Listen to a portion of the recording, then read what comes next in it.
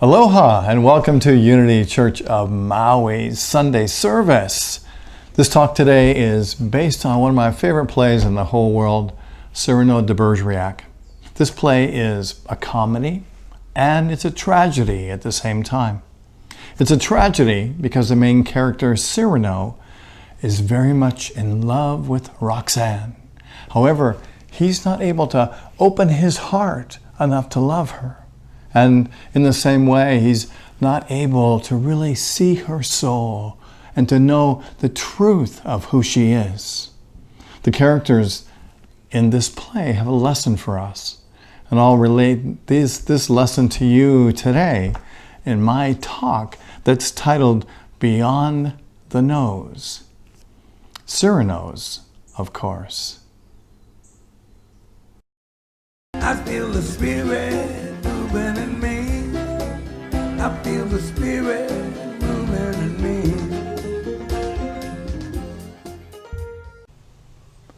Imagine that the year is 1640 in Paris. And Cyrano de Bergerac has a very large nose. And he has just been insulted by the young nobleman Valvert. Valvert says to Cyrano, you have a very large nose. To which Cyrano says,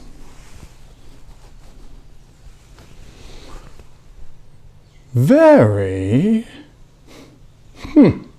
Ah, no, young sir. You are too simple. You might have said 100 things with a varying tone. For example, aggressive, I, sir, if that nose were mine, would have it amputated on the spot. Practical, how do you drink with such a nose? You must have a cup made specially. Descriptive, 'tis a rock, a crag, a cape. No, it is a peninsula. Inquisitive. What is that receptacle? Is it a razor case or a portfolio? Friendly. Do you love the little birds so that when they come and sing to you, you give them this to perch on? Cautious. Be careful. A weight like that might make you top heavy. Elegant. When it blows and the typhoon howls and the clouds darken. Dramatic. When it bleeds the Red Sea. Simple. When do they unveil the monument? Military. Shh. Beware. A secret weapon. Enterprising. What a sign for some perfumer. Respectful. Sir, I recognize in you a man of parts, a man of prominence. Literary. Was this the nose that launched 1,000 ships and burned the top of the towers of Ilium? These, my dear sir, are things that you might have said, had you some tinge of letters or wit to color your discourse. But wit not so. You never had an atom. And of letters, you need but 3 to write down A, S, S. Ass. To which Valvert says, scoundrel. Rascal, stupid, flat-footed fool. To which Cyrano says, how do you do? And I Cyrano, Sebastian, Hercule de Bergerac.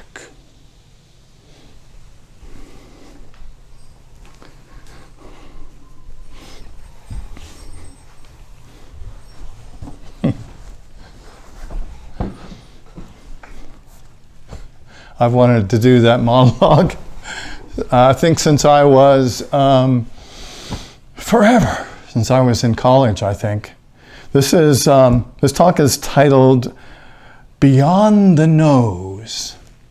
Cyrano's, of course. Cyrano is articulate, he's charismatic, he's an eloquent and ardent defender of integrity. He is a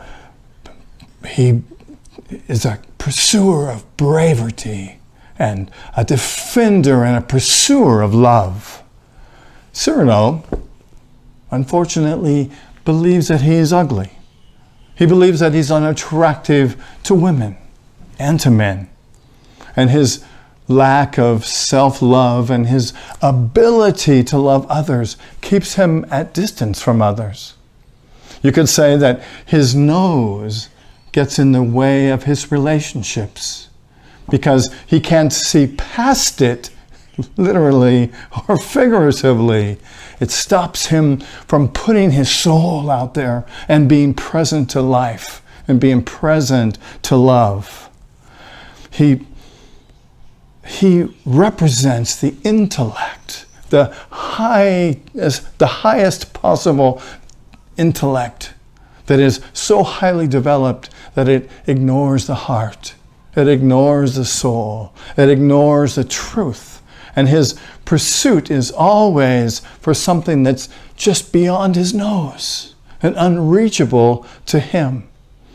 And even though it's so close as his own love that he can't find, and a love that he can't find enough of to share with anyone else. And he is in love with Roxane, a most beautiful woman who is intelligent like him and wonderful and deep. So we too, like Cyrano, can be blinded by appearances. You know, despite the idea of the old adage to not to judge a book by its cover. How often do we do that? You know, I think it's a really kind of an innate part of our personality to make judges, or to make, if only we could make judges, but to make judgments about everyone we meet. Don't we do that? And I think it's great when we judge people positively, but as soon as we judge somebody negatively, we create a barrier. It's almost like our nose comes between us, right? We can't see the love that's there. We cannot see the soul. What we don't understand, we fear. What we fear, we judge as unworthy. And what we judge as unworthy, we attempt to control. And what we cannot control, we attack. Cyrano was an incredible fencer. At one point in the play, he takes on 100 men at one time, single-handedly, and defeats them. And what he wants more than anything in the world is love. But because he can't see his way to finding that love, he puts up this front to be this great fighter. And instead of allowing love to come to him, he pushes it away through his aggressive attitude. And rather than embracing himself and embracing others, he fights with them, therefore creating more enemies and perpetuating the loneliness that he feels in his life. You know, I like the Garden of Eden story from the book of Genesis. Do you remember it? You don't know that Adam and Eve are in the Garden of Eden and they're having a great time and they're pure and they're innocent and everything is beautiful. And if you can imagine it, probably a lot like Maui, waterfalls and ocean and beautiful places to be. And they're in this incredible place. And in the Garden of Eden is also the tree of knowledge, and the knowledge of good and evil. And they're warned by God not to eat the fruit of the tree of the knowledge of good and evil. But they do it anyway. And something interesting happens when they do. They lose their innocence. They lose their ability to see love everywhere because they begin to judge each other. They even judge God. They judge their circumstances. They judge each other. They judge the fact that they are naked and cover themselves up. And we, in the same way, when we get into negativity and judgment and seeing things as right or wrong, we move out of the Garden of Eden into wilderness. So the message really is for us to try and stay in this Garden of Eden, to stay out of the negativity. You know, we experience life from our hearts. We really evaluate every situation that we're in from this monitor within our being of our heart. And our heart determines whether we're having a joyful experience or not. And it is when we get into judgment and separation that we find that we're dissatisfied with our lives and our love. And when our heart is open, we fall in love. When our heart closes, that love stops. When the heart hurts, we get angry. If our hearts stop feeling all together, we feel empty. Have you ever felt that way? Just we're like, empty and nothing is exciting. Cyrano is so concerned with what people think of him that he pulls away and he cannot be in his heart because he feels judged. He can't connect with Roxane because he can't connect with his own heart. He has an opportunity. He meets her and to have a meal with her, and he comes with the intention of telling her how much he loves her, but he can't find the words. He can't find that place in his heart and his soul to get the words out, to be able to know himself and see himself beyond the erroneous judgments that he has about himself and about her. So she goes on to tell him that she's in love with another man named Christian, who is going to be in Cyrano's company of guards. And Roxane asks Cyrano to protect him and keep him safe. Now, Christian is an incredibly handsome man, a beautiful man, but he's dense. And the truth of it is, he's not a good partner for Roxane. But she, in the same way as Cyrano, cannot get past the appearances. And so she's stuck there, and she sees Christian's beauty and is drawn to his beauty and desires him. So Roxane is making the same mistake that Cyrano is and judging only by appearances. Christian and Cyrano have a discussion, and Cyrano agrees to write letters for Christian to Roxane.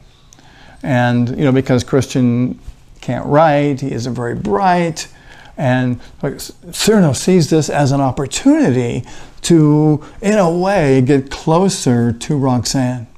So he writes her these incredible, beautiful letters, and as a result, Roxane just falls more and more in love with Christian.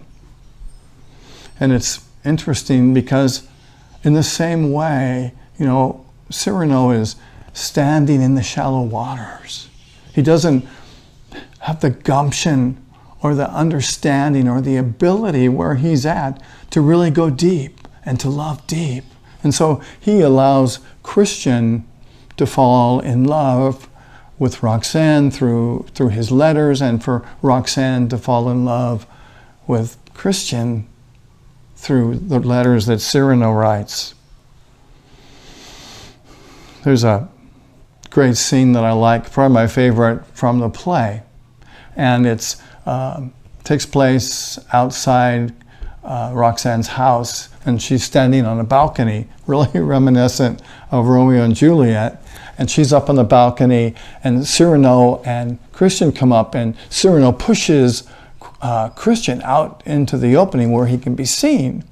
And he starts to talk, and he can't think of the right things to say, and so Cyrano tells him what to say. And they have this great dialogue, and Christian is telling Roxane all these silly things. And finally, Cyrano pushes him out of the way, goes out into the darkness, and stands and says beautiful things to Roxane. So beautiful that he wins a kiss for Christian from Roxane. Wow. And soon Roxane and Christian are married. And a jealous officer who also likes Roxane was angry that Christian married her, so he sent Christian to the front in the army, and in a few days Christian was killed. 15 years later, Roxane is in a convent, and our convent rather, and Cyrano goes and visits her every week. And on his last visit to her, as he's on the way there, someone drops a brick off the balcony and hits Cyrano in the head. So he shows up bandaged under his hat, and they sit down and he's talking to Roxane, and he says to her, "Can I read the last letter that Christian wrote you?" Of course, she has the letter on her, and she takes it out, and Cyrano begins to read this letter, and he's reading it word by word, and it gets darker and darker, and pretty soon it's completely dark. So dark even that Cyrano puts the letter aside and continues to recite the letter. And Roxane realizes that it is Cyrano that she's in love with. And she says she's finally found the soul that she has been in love with all along. And then Cyrano removes his hat, revealing the bandaged head. And then Roxane declares that she loves him. And he stands up and he draws his sword and he starts to fight his old enemies of falsehood and judgment and prejudice and compromise and unworthiness, limply slaying them in the air, and then falling to his knees, and then his head into Roxane's lap.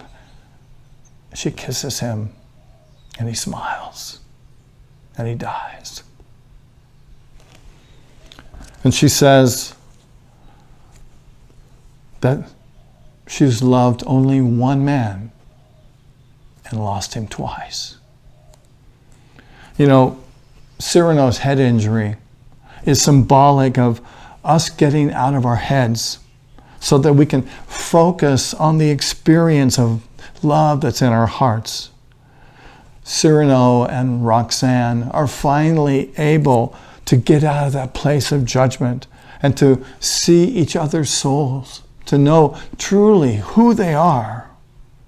Unfortunately, for this story, it's too late. But it's not too late for us to learn the message of this incredible tragedy. And that is that we have this amazing love within ourselves, that we have this amazing ability to behold people's souls. And instead of judging people by the color of their skin or by the shape of their skin or the size of the person, if we can just look at them and say, I see you. I see who you are. I see your soul. And imagine how that for you can change the reality of your experience and for people you're with. Imagine saying to the one you love, I see your soul. I know who you are. Imagine saying to a friend, I see your soul. I know who you are. Imagine to a stranger. You might not want to say it, but you can think it. I see your soul. I know who you are. Imagine to someone who you have a hard time with to say, I see your soul. I know who you are.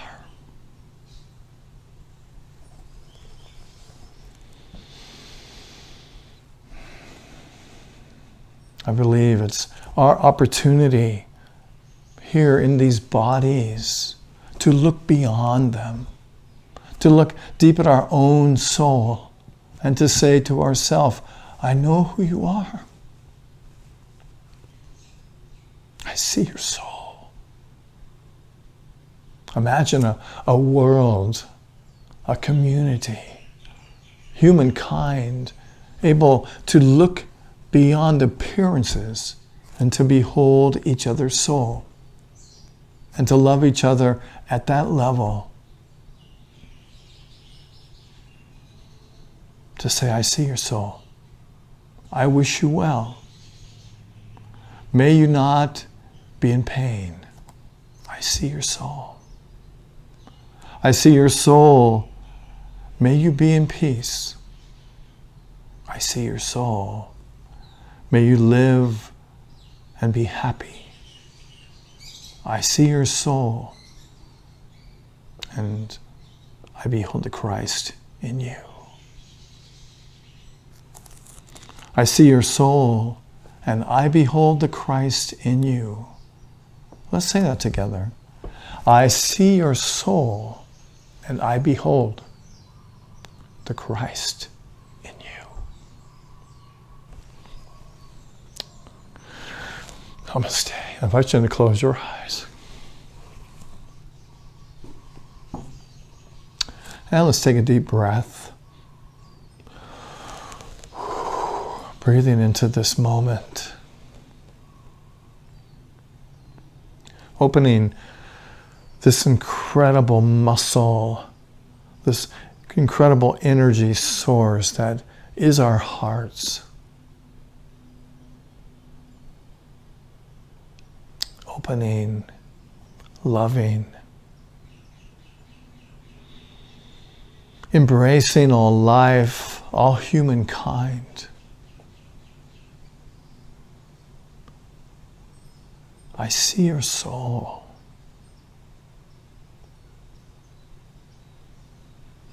I see your truth. I see your heart. I see your power.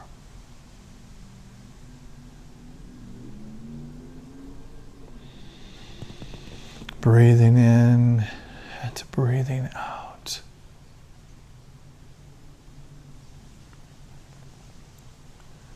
And let's take just a moment or two to be together in the silence.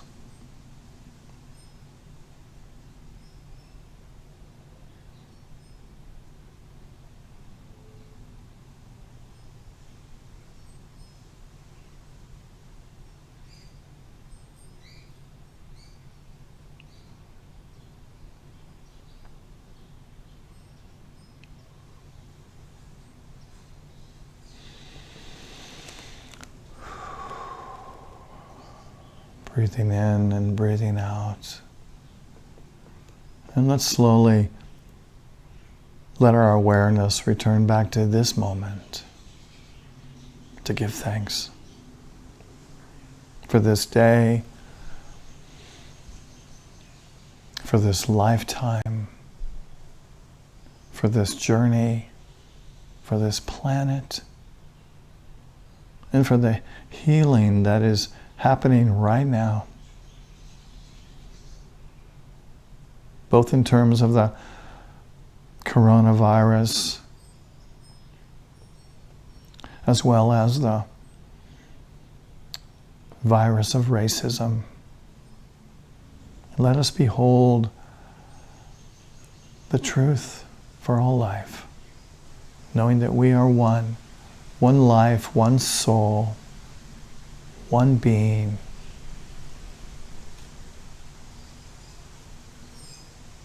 And so it is. Well, thank you for being here today. So glad that you could join us, and thank you for tuning into YouTube or Facebook Live or however you were able to spend this time together with us today. I'd like to invite you to prepare your tithes and your donations to Unity Church of Maui, and to hold them physically or to hold them in your consciousness, and to kind of wrap your mind and your heart around them. And we thank you in advance for your gifts, because they allow us to continue doing what we're doing.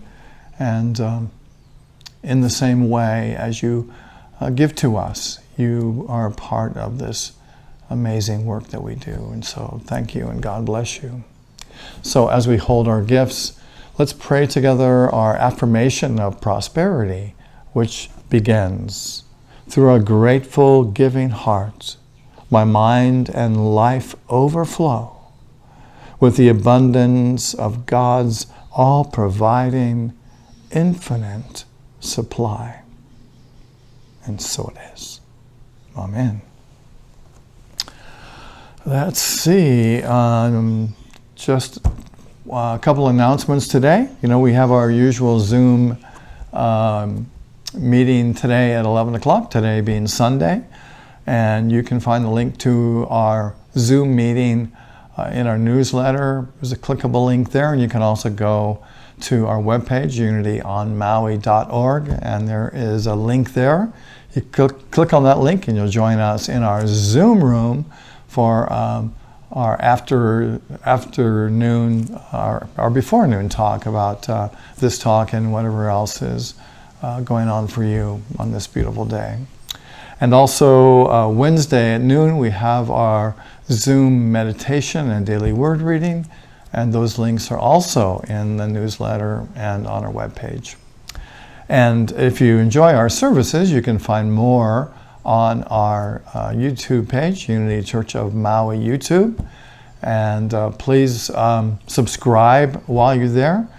It helps to continue our access, and the more popular we are, the more views we get, and the more people our message reaches. So thank you for doing that.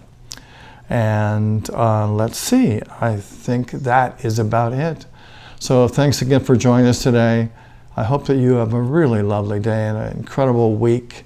Why don't we join together in praying together and affirming together the prayer for protection, which begins: the light of God surrounds us, the love of God enfolds us, the power of God protects us, and the presence of God watches over us.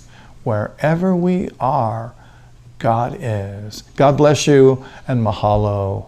Namaste. Where I live,